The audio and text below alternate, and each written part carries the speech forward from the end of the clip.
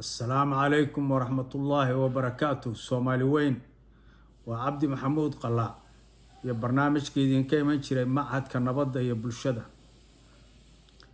marka hore aan ku bilaabo sida wararku sheegayaan inay tahay arrin farxad leh in Ethiopia ay ka noqotay ma garanaysaa isfahamkii ay la gaartay gooni goosadka Somaliland. arrintaas anigu inay rasmi tahay in kala ma hubo laakiin kolleyba waa arkay warqad la wareejinayo oo sidaa sheegaysa. waxaana rajeynayaa in sida loo sheegaya ay u tahay oo ay ka hartay arrintaas ayna kala xaali doonto dowladda Soomaaliyeed wixii ma garanaysaa danaa oo ay ka leedahay inay gaarto badda Soomaaliyeed oo ay maaragtay u isticmaasho baa mushtarigeeda iyo wixii kale oo danaheeda ah. taasi waa arrin wanaagsan, waana arrin dowladda Soomaaliyeed soo dhaweysay, waana arrin caalamka oo dhan ka jirta. arrinta labaad waxa weeye markaan taa ka gudbo oo aan runtii ka xumaaday in dad badan aan arkay markii ninkan wasiirka dibadda Fiqi uu halkaa u socday waddanka Turkiga, dad badan oo dhaliilo u jeedinaya oo yacni hoos u dhigaya oo ka dhigaya nin aan u bislayn hawsha, nin aan karti u lahayn, nin aan ma garanaysaa aqoon sidaas lahayn, bisayl iyo ma garanaysaa khibrad siyaasadeed lahayn, wax aynkaas oo kala. anigu Fiqi ma aqaan shakhsiyana ma difaacayo, laakiin waxaan difaacayaa wax weeye muhiimadda ay leedahay dowladnimada iyo qadiyadaha qaranku ay leeyihiin. midda koowaad waxa weeye markii qadiyad caynkaas oo kale ay jirto oo qadiyad qaran ah, lama rabo in tashuush la geliyo iyo in dhinac loo kala leexdo lama rabo. waxaa la rabaa qofkii inuu hogaaminayo ama marka hawsha wada in lagu daba faylo. waa midda labaadna waxa weeye oo aan ka xumahay in mar walba aynu isa saluugno dhexdeenna.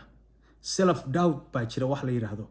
waxaynu u maleynaa in qofkeennu aanu karti lahayn, inaanu aqoon lahayn, inaanu luuqadaha shisheeye aqoon, inaanu dadka ma garanaysaa la communicate garayn karin ama la xiriiri karin. يعني dhibaato baa jirta waxay ku salaysan tahay anigu ma aqaan cuqdad baa inaga buuxda iyo ma garanaysaa is aamin la'aan lafteennii baynu aamini la'aan. arrintaasi waa mashaakil weeye. waa arrin u baahan runtii in dadka Soomaaliyeed ay ka fikiraan oo arrintaa ay iska ilaaliyaan.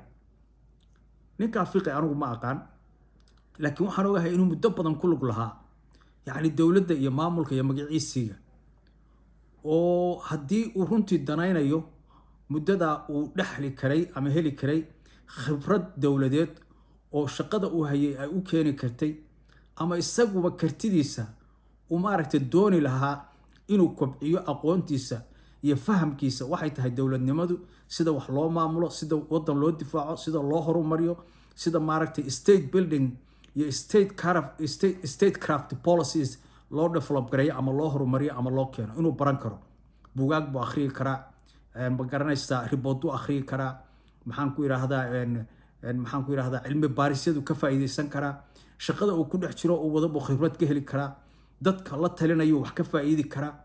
qofkii maskaxdiisa iyo fahamkiisu waa dhismayaan, shaki ma leh. maaha wiilkii aad meelaha iskula ciyaari jirteen 20 sano iyo 15 sano inuu meeshii nin taagan u yahay ma aha.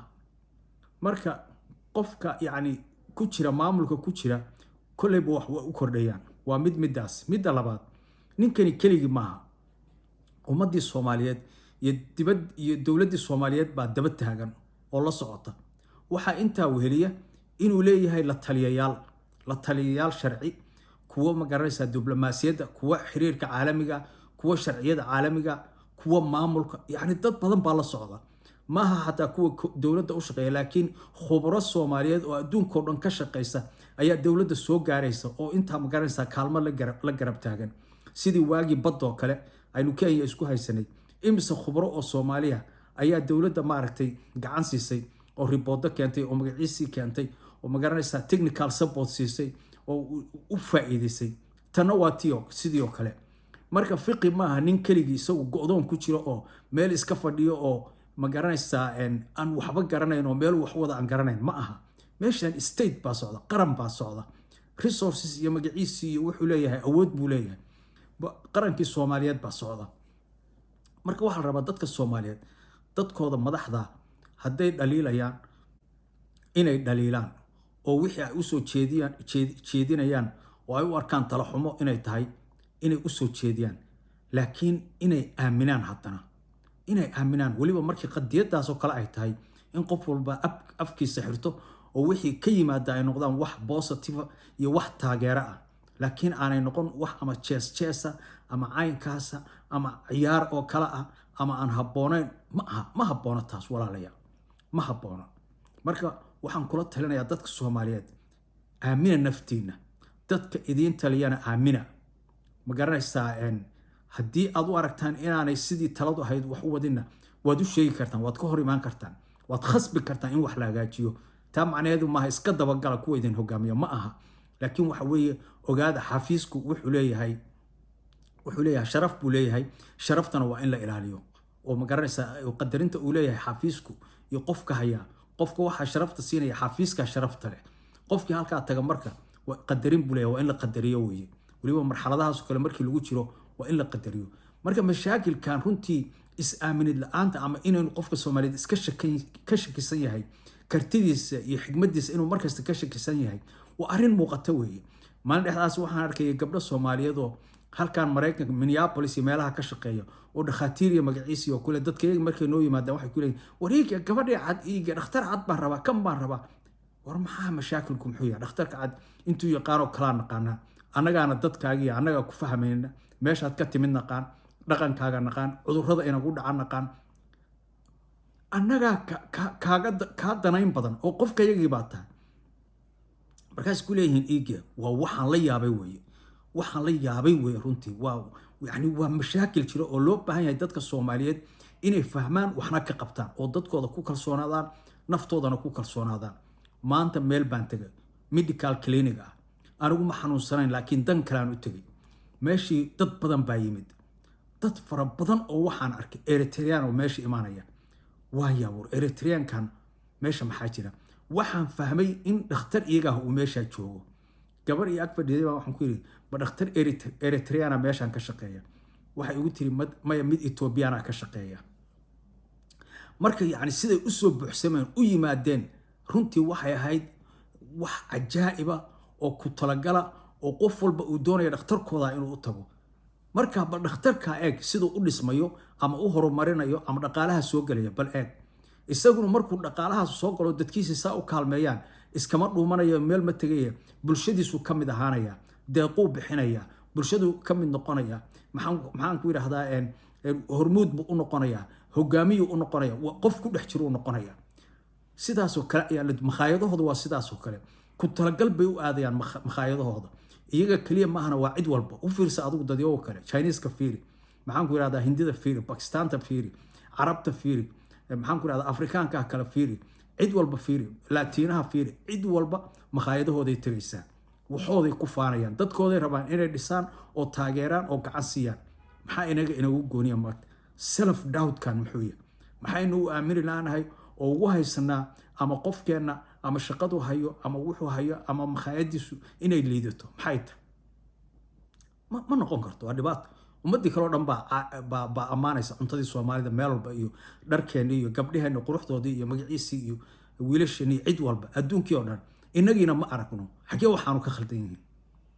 waxaa loo baahan yahay ummadda Soomaaliyeed runtii inay samayso in dib u fikir inay samayso oo ay arrimahan bedesho. waxaa inaga maqan inaynu waxa wanaagga ama positive-ka aynu marka horeba ama laynagu soo barbaariyo ama inoo noqoto wax joogta oo ama guriga ama iskuulka ama bulshada dhexdeeda ku badan oo inta kor loo qaado. inta waxaynu ka hadlaynaa qabyaalad iyo reer hebel iyo isnacayb iyo wax kala jiidasho iyo kala shaki iyo caynka. waxaasaynu ka hadlaynaa, waxaas ilmaheenu ku koreen. psychic-gani bay qayb ka noqoto. marka waa in dib loo furfuro marka, oo dib loo nadiifiyo oo dib loo hagaajiyo, waana inuu ku talagal yimaadaa. waxaan maqlaya maanta maxaan ku yiraahdaa dad khubraa oo hadlaya, waxay ku leeyihiin yani waxay ka hadlayaan bini aadamku siday maaragtay u wada sheekaystaan iyo siday maaragtay u wada xiriiraan. waxay yiraahdeen yani in la hagaajiyo hadalka iyo sida loo fikiro iyo sida waxay la mid tahay murqaha la dhisayo. qofku markuu jiimka tago oo biraha qaado caynkaas murqo waaweyn baa u soo baxa. maskaxdiina waa sidaas oo kale yani markaynu damacno inaynu sifayno hadalkeena iyo hagaajino erayadeena xulanno wax hagaajino waxa fiican ka fikirno waxa qofka damqaya ka ilaalino hadhow dhaqan bay inoo noqonaysaa luqad wanaagsan iyo af wanaagsan baa soo baxaya hadal wanaagsan baa soo baxaya waxaan dadkii ka didayn ama dhibaato u keenayn ayaa meesha imanaya laakiin markaadan waxba kala reebayn no filter wax walba iska sii daynaysid ama marka hore maskaxdaadii ay ku programsan yihiin shaki iyo magaciisi iyo waxaas maskaxdii dhinac badan baa waxaas buuxiyeen dhibaatay keenaysaa taas dadka Soomaaliyeed marka laba arimood baan ku soo gabagabeynaya mid dadka madaxda ah oo wadanka u taliya taageera la shaqeeya wanaag iyo khayr u rajeeya laakiin la xisaabtama mid waa midaas midda kale macaamilka dhexdiina